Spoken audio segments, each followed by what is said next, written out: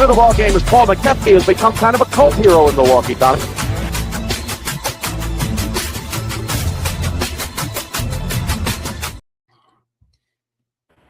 And good afternoon, everybody. Welcome to an early edition of We Got Next. I'm Ricky Hampton with my great friend Paul McKepke coming to you on a Monday. I hope everybody had a great weekend. Big day in Motown. Wemby's in town as the Detroit Pistons, best record in the league, take on the San Antonio Spurs, third best record in the league. I never thought I'd be saying that about either team this year, although I knew both teams would be pretty good. Really a fun matchup. Two good young teams going at it tonight. We're going to get into that and a lot of other topics, Mo. As we got about 25 games left in the season. So now we're starting to sprint to the playoffs. And I want to ask you, who are some of the teams you like? Who are some of the teams you don't like? And maybe talk a little bit about the some of the players coming out in the draft. One Kansas Jayhawk, I'm sure you're pulling for him. But we'll get to that. But Mo, how you doing, bro? Oh, and first and foremost, what a great show we had last week with our great friend Artist Gilmore talking about the ABA documentary. Mo had some great stuff from the All-Star game in LA, what he was out to. And you can go to our website and catch that at Sports Fluent. You should. And not only that, look for a lot of our past shows. We've had a lot of great guests. A bunch of Hall of Famers have been on here. So go ahead and check it out. Look for the show 3 years ago when I said that the All-Star game should be World against USA. Look for that one. That's a reality. That is true. And I want to welcome everybody out there. We're on an early time because I'm actually going down to see the Pistons and the Spurs tonight. It should be a good game. How you doing? Oh, let's get right to this game. Because on the radio today, everybody's talking about how do you stop Wemby, and as a former coach, scout, and you got a team like the Pistons down a big man. What are you trying to do tonight? Well, first of all, you can't stop Wemby. You can't stop any great offensive player in the NBA. You could slow them down and do different schemes against them to make it a little more difficult for them to score. And also part of that is make an offensive player work on defense. You know, that's a way you can interfere with the flow of their game.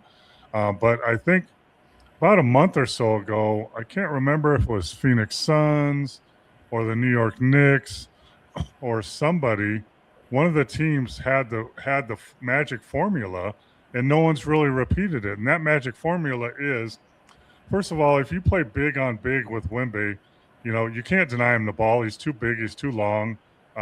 So if you let him catch it big on big, he's going to score, and there's little hope for you. So what this team did, I can't remember if it was the Suns or the Knicks or somebody, is gave a blueprint to any team playing the Spurs in the playoffs should do this at some point in the series. What they did is they played a smaller, stronger player on them.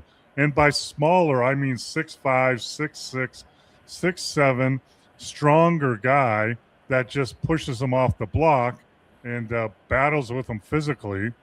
Because what you don't want to do is overplay him and he just goes for a lob. They just throw it at the rim and he dunks it.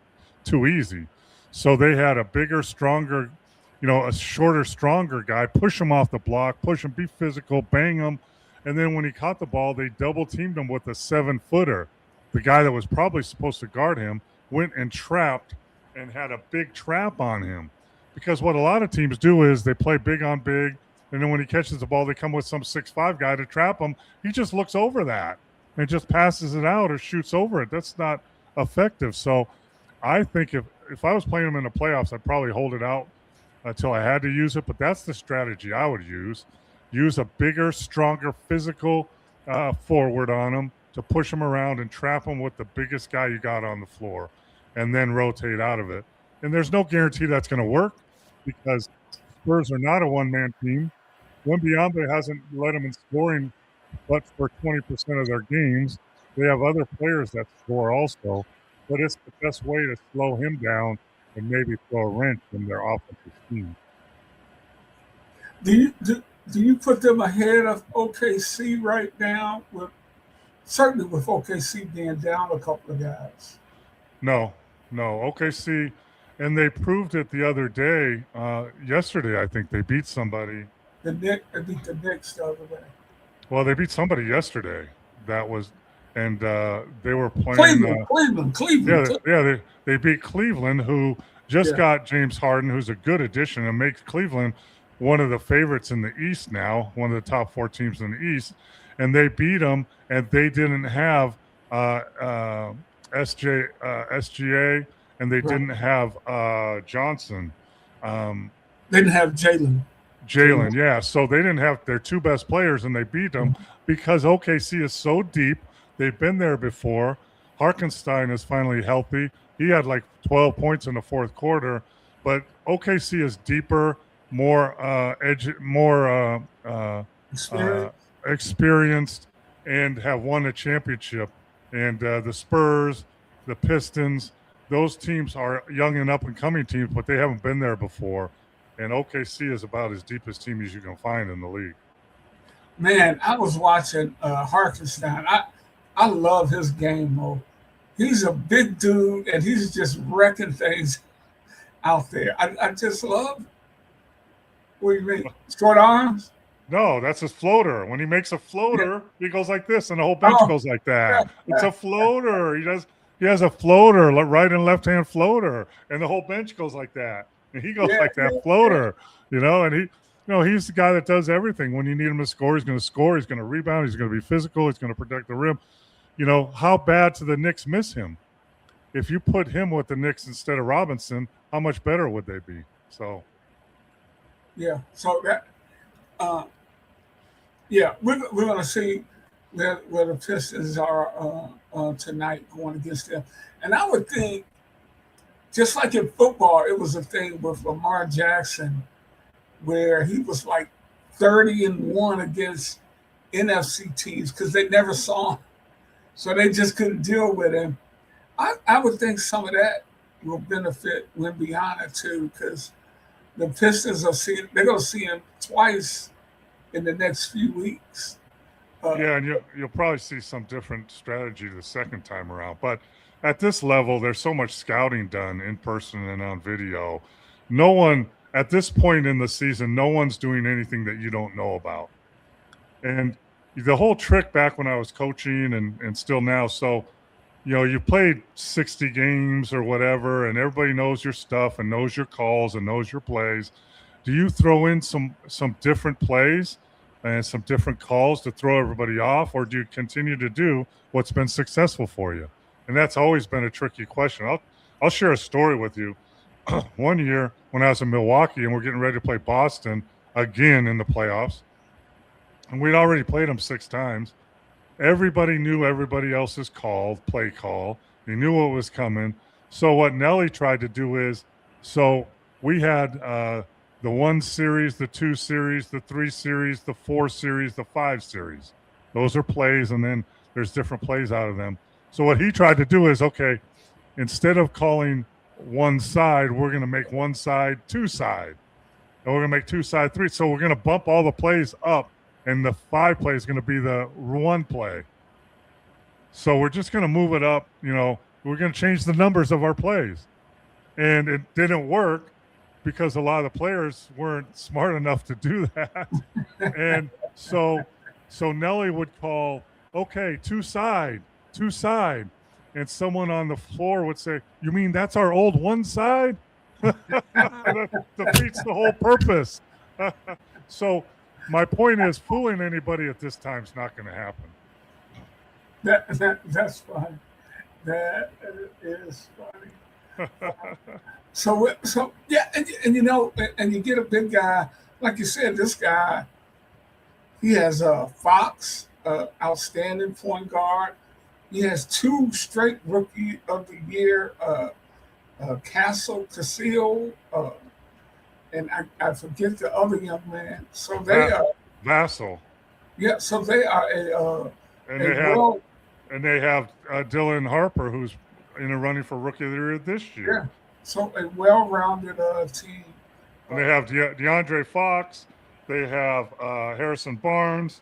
They have Luke Cornett, the big 7-footer that's been holding their ground for a while. So, they're a deep team now. They're young, but they're deep. I was talking to our friend Ray Scott, the former Piston coach and longtime NBA player who played in the 60s and 70s, and he was talking about what they would do with Wilt was you might try to double team it every now and then, but you didn't like to do it because he was such a great passer, which I did not know. He said, if you can double team Wilt, he's going to do it. How can you not know that? Don't you? Am I not your friend? Have I not talked to you over and over that Wilt's the GOAT? Have you not remembered that I told you and told our fans that Wilt is the only center ever in the NBA to lead the league in assists? Come on, man. I must have slipped my mind, Mo. Really. No, but he was a good passer. The Joker's a great passer. Wembe's becoming a better passer. So a lot of times when we played a center that was a threat in the post, low post, but also a great passer, we mixed it up. Sometimes we would double him on the catch when he caught it. Sometimes we would double it when he dribbled. Sometimes we'd wait till 2 dribbles to come trap him. So you got to mix it up. Wow. It's like a hitter, right? In baseball, if you just throw fastballs at him, he's going to jack it out of the park. Yeah. So you got to throw the slider and the curve and the change up every once in a while to keep them off balance. So that's what we did to, say McHale's or guys like that in the post. We would mix up our coverage. Was Kareem a good passer? He was okay. He wasn't great. He wasn't the Joker. He wasn't, like that. He was okay. The not so great passer was Hakeem Olajuwon. He was one of the greatest players ever, but he wasn't a great passer. And he was absolutely a 50% worse passer if you waited till he dribbled the ball. So that's what we did to him. Well, see, I pass a lot of this stuff on to my son. Yeah. Hey, here's the other thing you can change up, where the trap comes from. So you can trap off the ball, which is difficult. You can trap from the first man high. You can trap from the low man on the weak side. You can change your angles of your trap also. So you can change the timing of your traps. You can change the angles and who's coming on the trap. And sometimes we would trap the guy, whoever's guarding the worst offensive player on the other team that's not really a scorer. Say Manute Bol or somebody. Whoever's guarding Manute, you're coming on the trap every time, no matter where you are. See, folks, this is high level basketball right here from an NBA veteran who's done it on the highest level. And do you think that? Speaking of that, do you think the level of coaching on the college level is still very good, or has the 3-pointer kind of kill some of that out? Well, coaching is not just the head coach. Coaching is your whole staff. So if you're an inexperienced coach and you have a weakness with X's and O's, hire an assistant that's his expertise.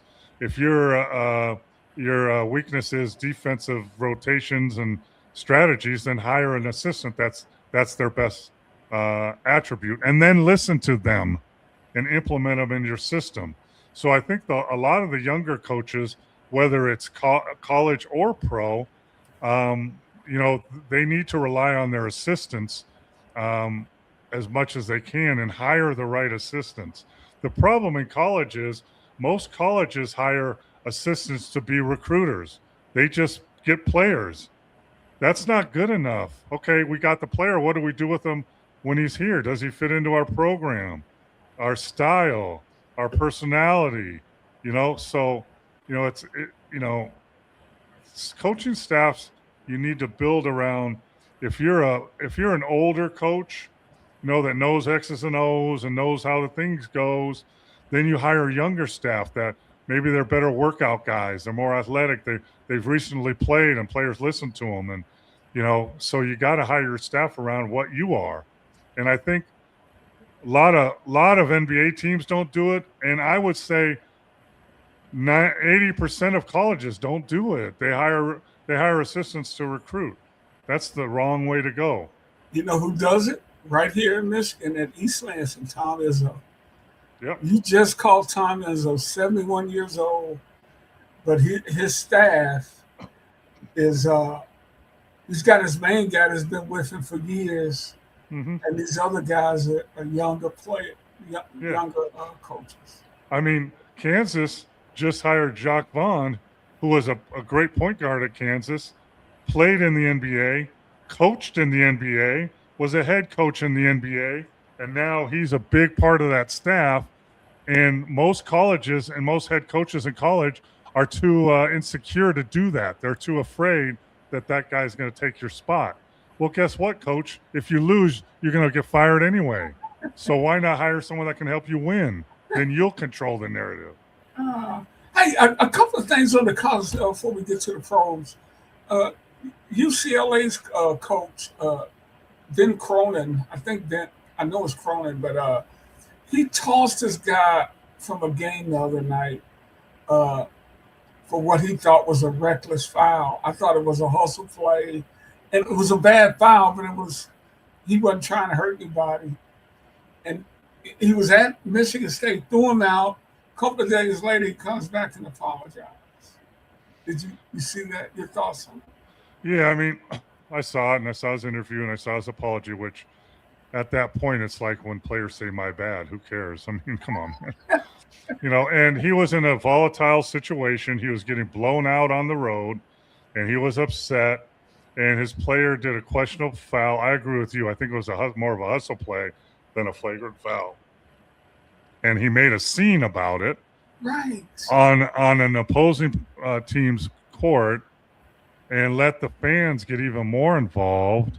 And you embarrass the kid and eventually embarrass your school. My rule when I was coaching, I told my players at the beginning of the year, listen, you're going to do stuff I don't like, and I'm going to do stuff you don't like. That's a given. And what I'm not going to do and what we're not going to do is disrespect each other. So when I pull you out of a game and you don't like it, I don't want you to come to the sideline, roll your eyes, throw a towel, throw a tantrum. You're not going to do that. And what I'm not going to do is scream at you, yell at you, follow you to the end of the bench when you sit down and scream at you, embarrass you.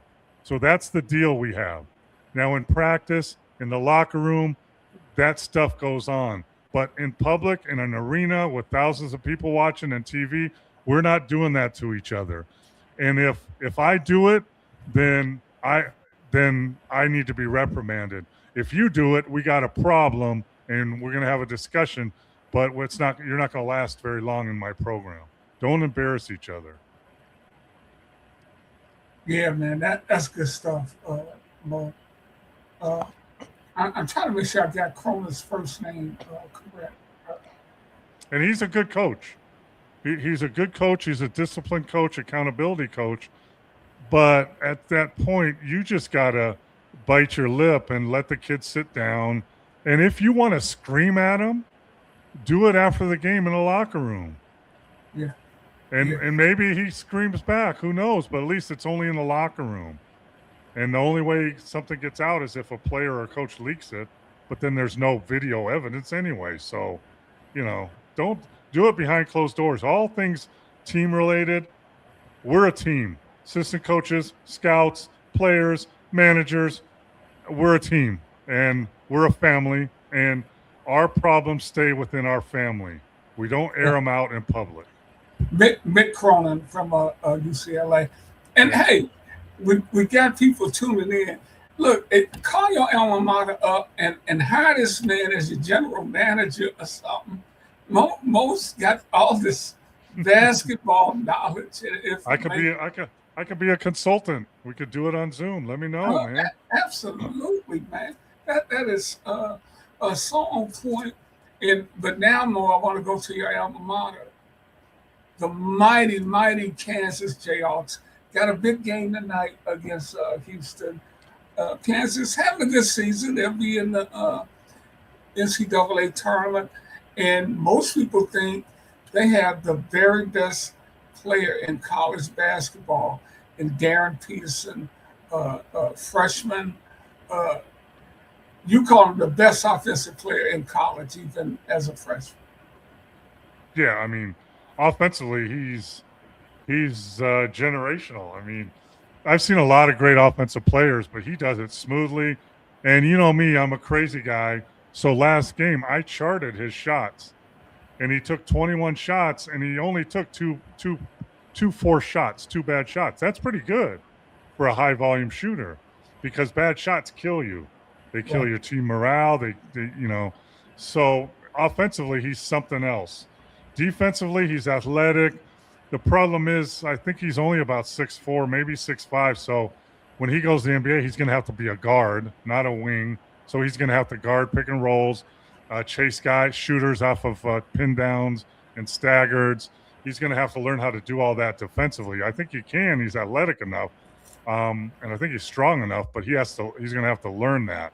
But my problem is he only plays in half the games, and in those games that he plays in, he only plays half of the game, and that's a problem.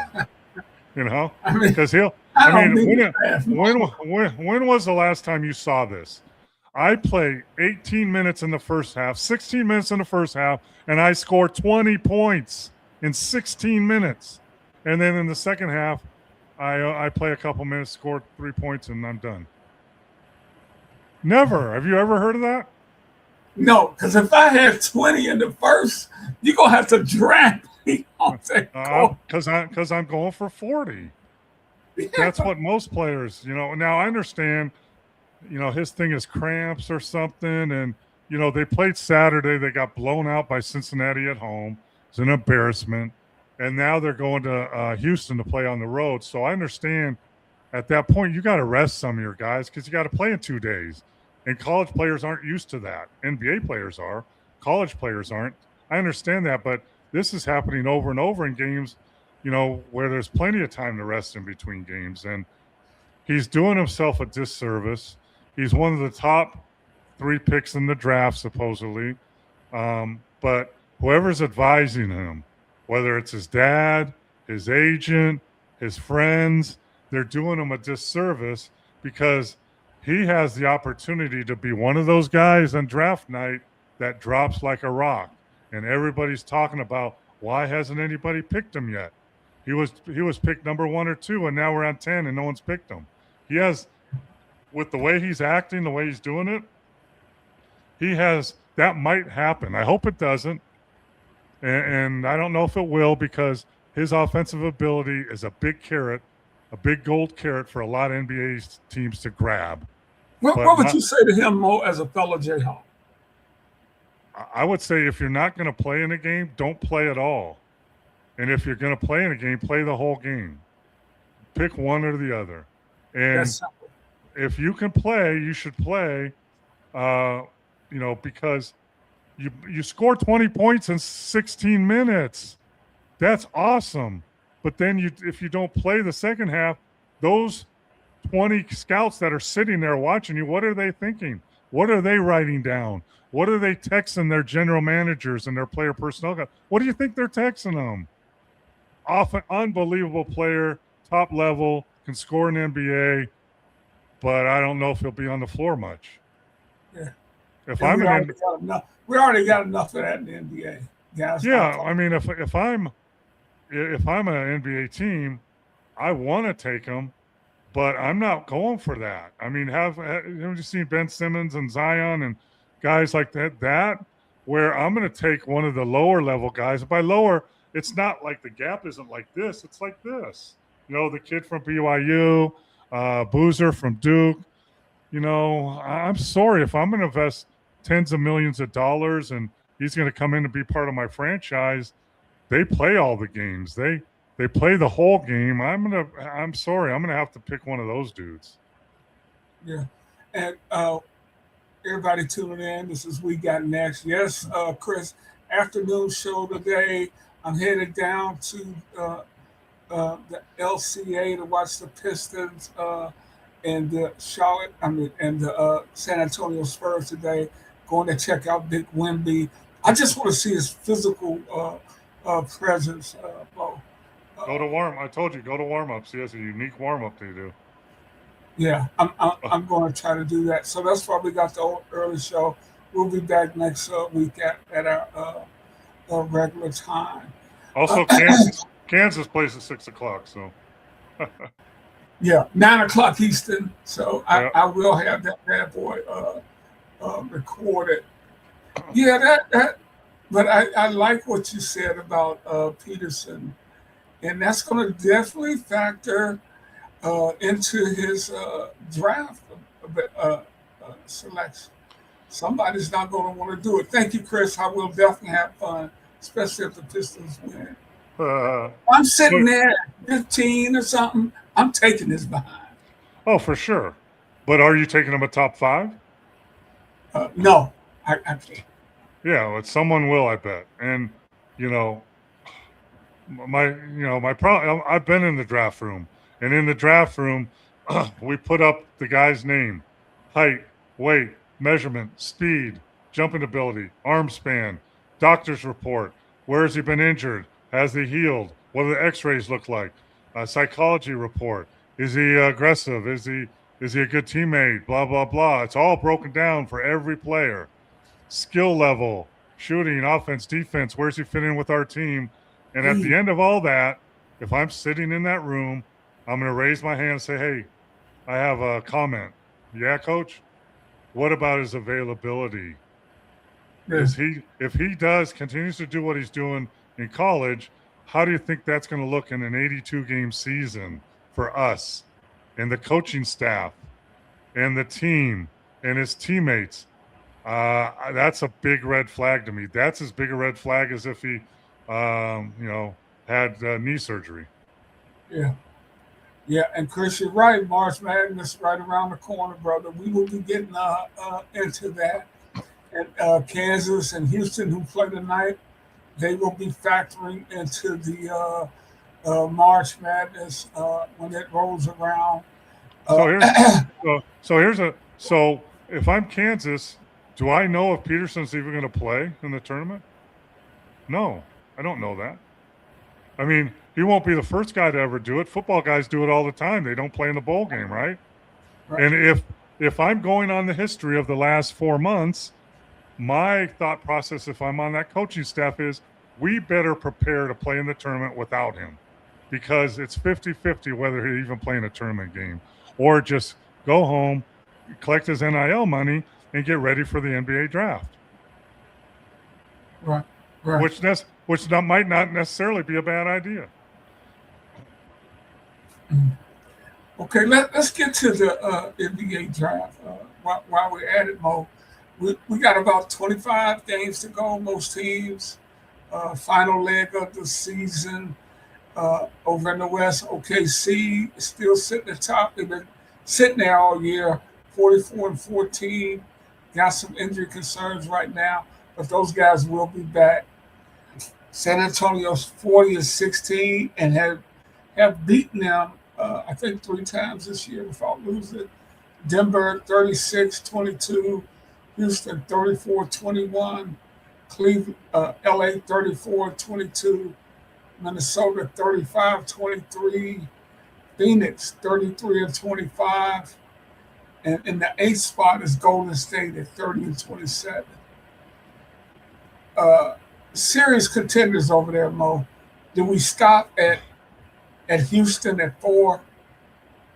No, we stopped before that. So the serious contenders in the West, in my opinion, are OKC, obviously.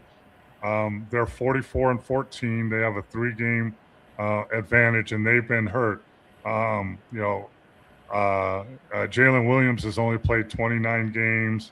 Caruso has not played a game, and those guys were they were starters in the championship series. But they have a deep team. They've held they're the best record in the West without those guys. SGA is having a MVP season, 32-4-6. Holmgren is doing Holmgren things. Isaiah Joe, Harkenstein, Dort is a defender, tough guy. Even Jalen Williams, the kid from North Carolina, is having a good season. And Kason Wallace is playing really well. I saw him play the other day. Yeah, I think he hit like 5 threes on I something. didn't even know who he was, Mo. Oh, he played good last year in the playoffs. So he's come on. So they've shown that they can weather major injuries, right?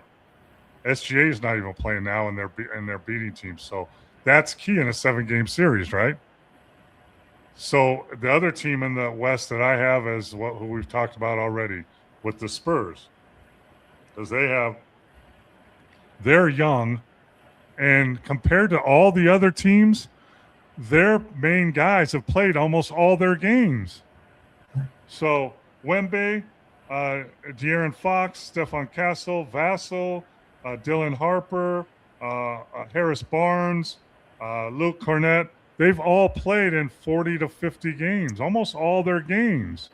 And 8 of those guys average double figures, 8 of them. So, they have a well-rounded, deep team. They're young, they're athletic, they're tenacious on defense. They will cause you problems in the playoffs.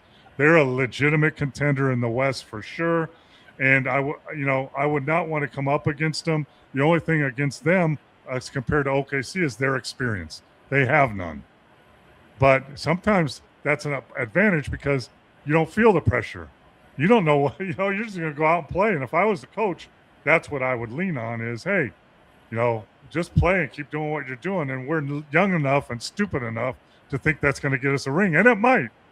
The other team in the West, the only other team that's really a contender is Denver. Denver, when they're healthy, that's a problem. Aaron Gordon hasn't been healthy, and Christian Brown hasn't been healthy. Those are 2 starters from their championship team, and they're starting to come back. But they got deeper with Valanciunas. Peyton Watson is playing really well, averaging 15. Hardaway Jr. is back. Jamal Murray's playing well. So they're the same team that won 2 years ago, except they have more depth with those other guys. So they're a legitimate threat, in my opinion, those 3 teams. And the pretenders are the Rockets, Lakers, Minnesota, and Golden State. Those are pretenders. Mo, I watched Houston blow a game the other day. I lost an 18-point lead in the 4th quarter. And I put some of that on Udoka. I think he just stood there and didn't try to do much. Yeah, you know who else used to do that? Who? Some guy named Phil Jackson. He used to do that all the time. Figure it out. You figure it out. It's your team. So, there's some of that, but also your team. A coach can't, he can dictate the tempo sometimes and send in plays, but it's the players' team. Sometimes you got to figure this stuff out yourselves, between yourselves. So I think that's part of that scenario, So you don't really mind that, Sometimes, and don't think that teams don't lose 18, 20, 25-point leads all the time. They do. Yeah, especially today. Yeah. It happens all the time. I forgot Cleveland was playing Oklahoma City yesterday. Oklahoma. It was 32-5. Yeah. And then in the 3rd quarter, Cleveland was winning by 3. Yeah. That's true. But I think if you look at those 3 teams, OKC, San Antonio, and Denver, those are the real guys. And the Rockets, guys are hurt. They're being carried, but they don't have the depth. The Lakers are the Lakers. I don't know what the Lakers are. Luka's always hurt. Reeves has been hurt. Now he's back.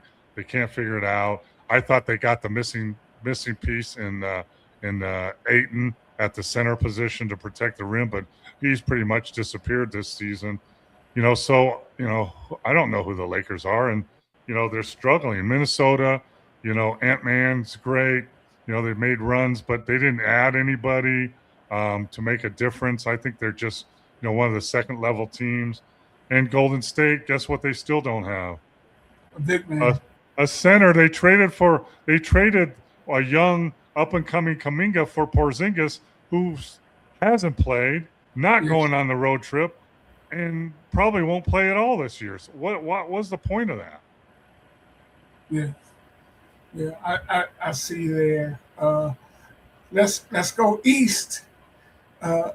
My Pistons, Celtics, New York, Cleveland are the top four. Pistons up 5.5 on Boston, 6.5 on New York, 7.5 on Cleveland.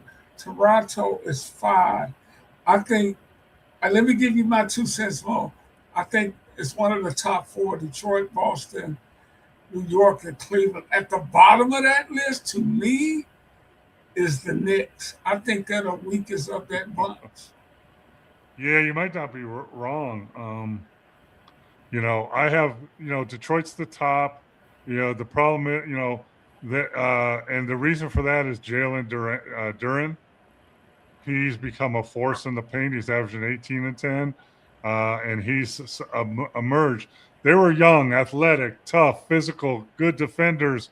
Have Cade Cunningham, but they didn't have there's a hole. There's a donut hole in the middle. Now Duren has replaced that hole, and he's absorbed that. They're deep with Isaiah Stewart and Jaden Ivey and Ron Holland, and all those guys are young, athletic, willing to play defense and play physical. So they're right up there. But again, their inexperience eventually in the higher levels of the playoffs in the East Finals, and definitely if they get to the NBA Finals, their inexperience will affect them. Even their coach, Bickerstaff, has done a great job. I love what he's done, but he doesn't have the experience as a head coach going into the NBA Finals.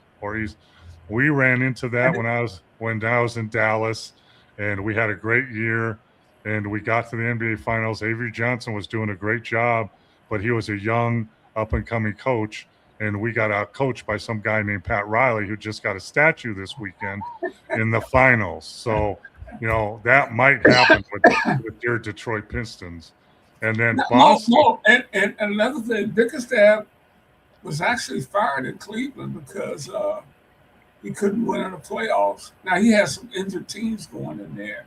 Yeah. But nonetheless, he got fired behind that. Yeah, I mean, you're hired to be fired, so that's the business. But, he has a better group now for sure. He's got a leader in Cade Cunningham, and they're like the Spurs, right? They've had some experience, but not really, so they can be naive enough to say, let's go all the way, and they might do it. Right. And then second, I agree. I don't know where'd you put Boston on there. Boston is right there at number 2. Yeah, so Boston is 37 and 19 in the second spot with their best player, Tatum, hasn't played all year and probably won't play. If you're cautious, he won't play. So with no Tatum, there's. I want to come back to that in a minute. Go ahead. Yeah, so Boston has done that without their best player. Peyton Pritchard is now a superstar. He's averaging. He had 30 something the other night. He's averaging 18, 4, and 5. And Sam Hauser is a great 3-point shooter. He shoots 40% from the 3. Derek White, you know how I think of him as a player. One of the best all-around players in the league. Another guy that stepped up is Neemias Quetta. He's a 7-footer. He's averaging 10 points and 8 rebounds. Very athletic, rim blocker, rim protector, shot blocker. And then what did they just do? They just added a real center in Nikola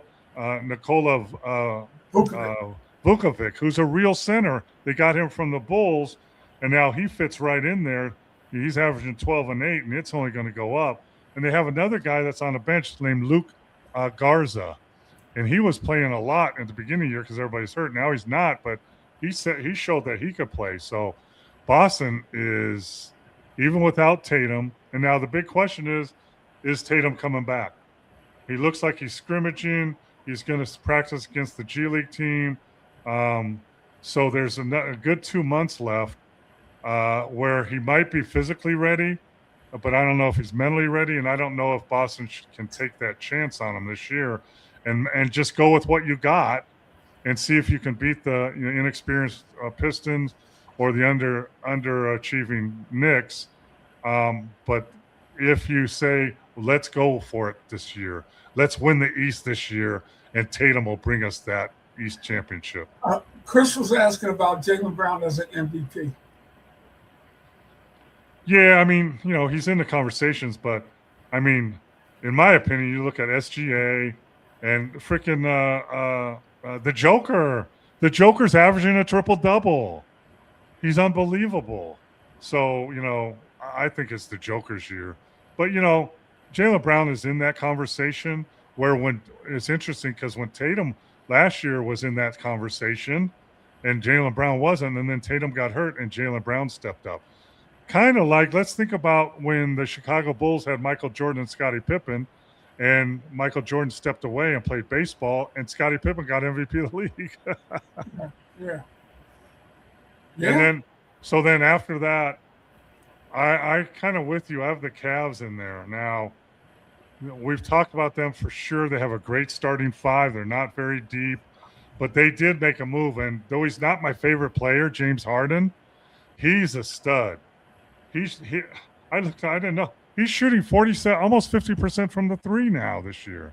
Yeah. And he's averaging 9 assists a game.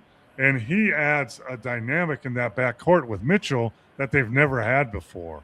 And he can take Cleveland, if they stay healthy, over the hump. I watched him play this weekend, and he's made them maybe the third team over the Knicks, who, with Brunson and Towns and all these guys are underachieving this year. Yeah. And it's funny because they fired their coach last year because he played the players too many minutes, and they're playing the same amount of minutes this year with Coach Brown. Come on, man.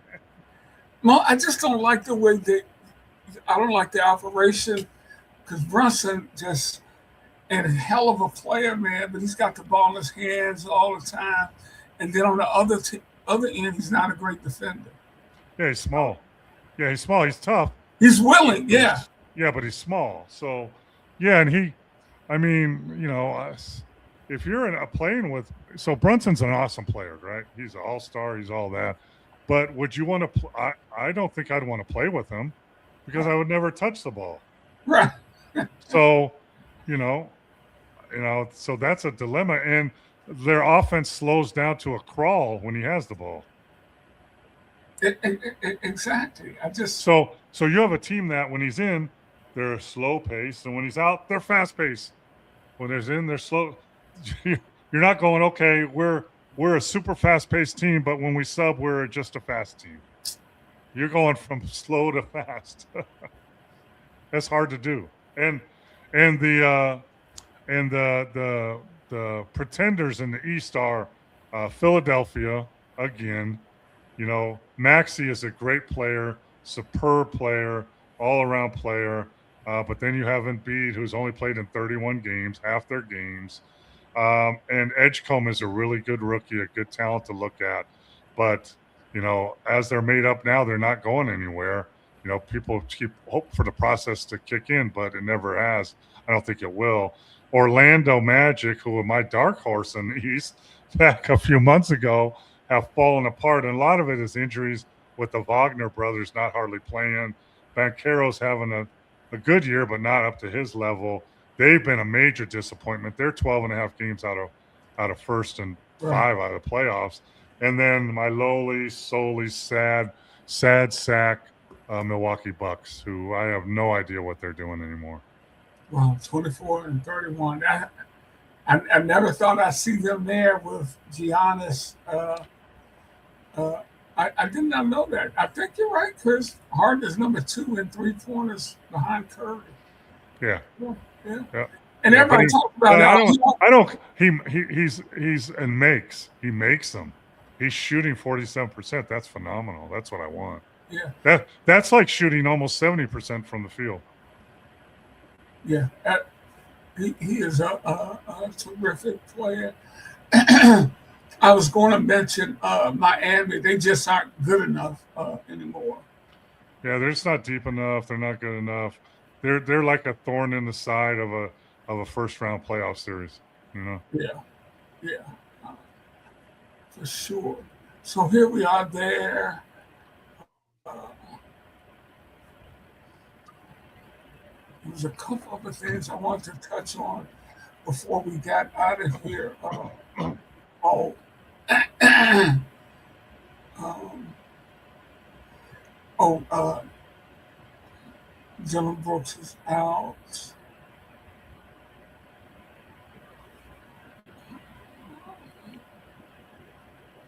Oh, I know what I was going to ask you about. The Kentucky coach said the refs cheated him the other night. Did you see? Yeah, I Did didn't you see see that that? game, and yeah, you hear that a lot now, right? You're hearing that a lot in college, more than you've ever before. It used to be taboo. You can don't ever publicly say the refs were bad. Number one, and for God's sake, don't ever say they cheated. Are you kidding me?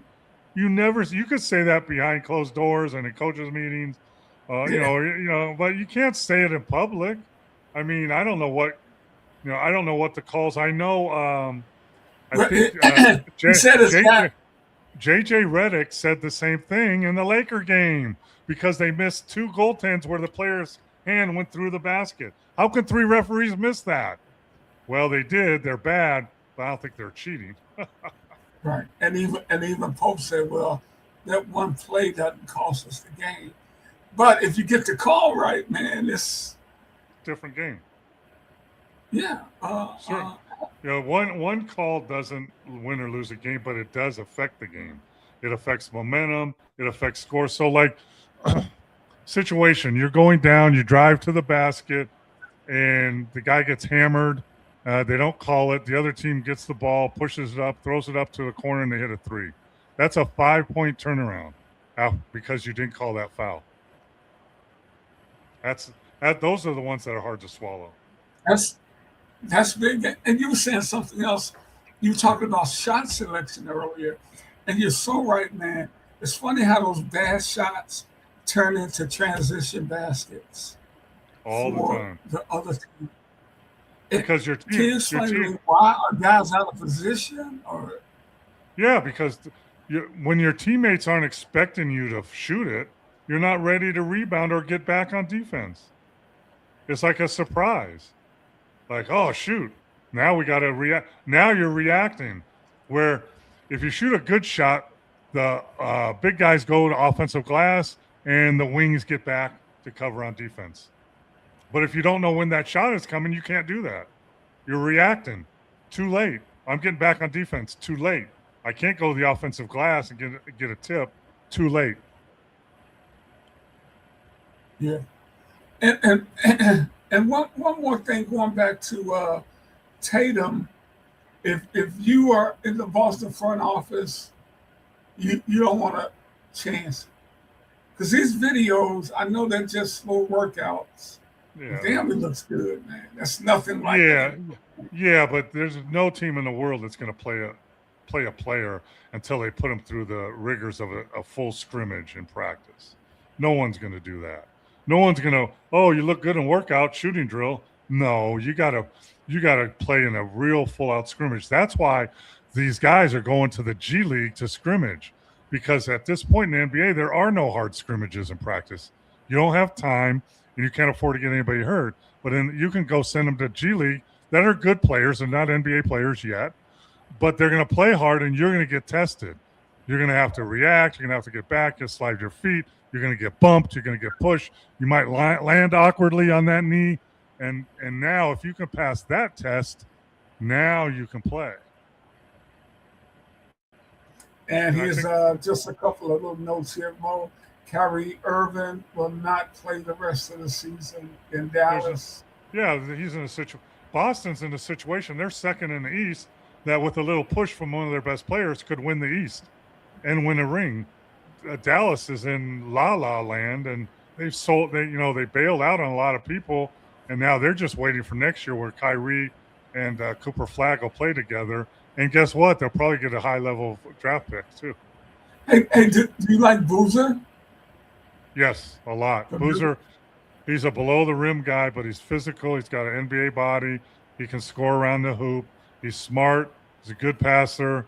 He needs to get better with his shot and stretch it out to a three because he's going to be a power forward or a small forward in the NBA. But, you know, and obviously his pedigree is pretty good. So I like him.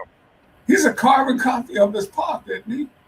Yeah, pretty much. The scary thing is, and I'm sorry, John Shire, who I coached in the G League and is a friend of mine, but anybody that's like that plays at Duke, it scares NBA guys like Christian Laettner and those guys that never transferred into the NBA game, and that I'm telling you that scares people.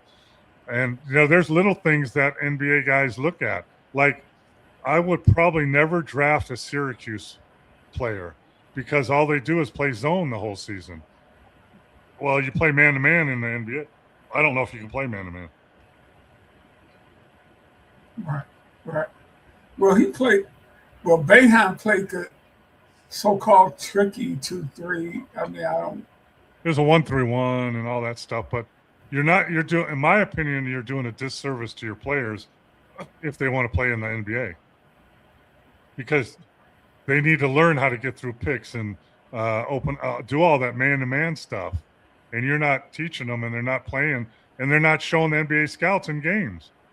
So the first thing you do as an NBA scout or NBA team, if you're thinking about drafting a Syracuse player, you bring him in for a workout and you put him in 3-on-3, 1-on man-to-man stuff and see what he can do. Well, Mo, we're gonna get out of here. Get yourself some popcorn. Yes, sir. A little cold, refreshing drink, and watch the show. You'll be impressed by Wemby, I bet. I will be filing a report next week. Hey, for everybody that tuned in this afternoon, thank you so much. We'll be back at our regular time next Monday. I'm my great friend Paul Mokeski. I'm Rick Hampton. Peace, everybody. Enjoy the game. Go Jayhawks.